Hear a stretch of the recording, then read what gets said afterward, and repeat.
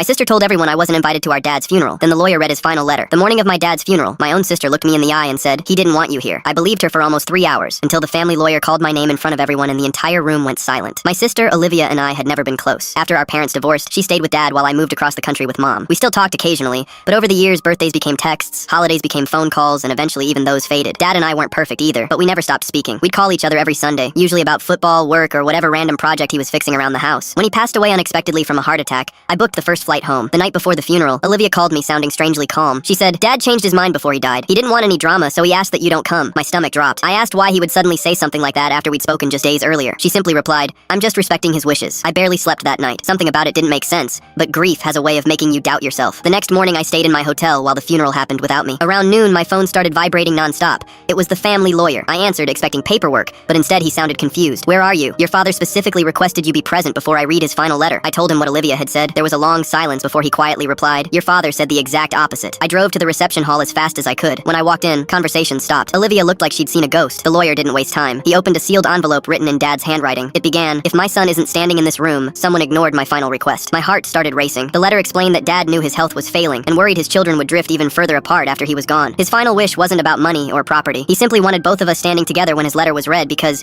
in his words, "You only get one sibling, and life is too short to let pride bury family." Then came the sentence that changed everything. Dad wrote that the family cabin would only be inherited if both of us agreed to keep it together. If either of us tried to force the other out, the property would automatically be donated to a veterans charity he supported. Olivia immediately interrupted, saying there had to be a mistake. The lawyer calmly pulled out another document. Dad had recorded the same instructions on video weeks before he died. There was no misunderstanding. After everyone left, I asked Olivia why she lied. She finally admitted she thought if I skipped the funeral, everyone would assume Dad had cut me off, making it easier for her to convince me to give up my share of the cabin without a fight. She never expected Dad to leave proof of what he actually wanted. We barely spoke after that day. The cabin still belongs to both of us, exactly as Dad intended, but neither of us has gone back. Sometimes I think the saddest part isn't that my father died. It's that his last attempt to hold our family together became the moment that proved how far apart we had already fallen.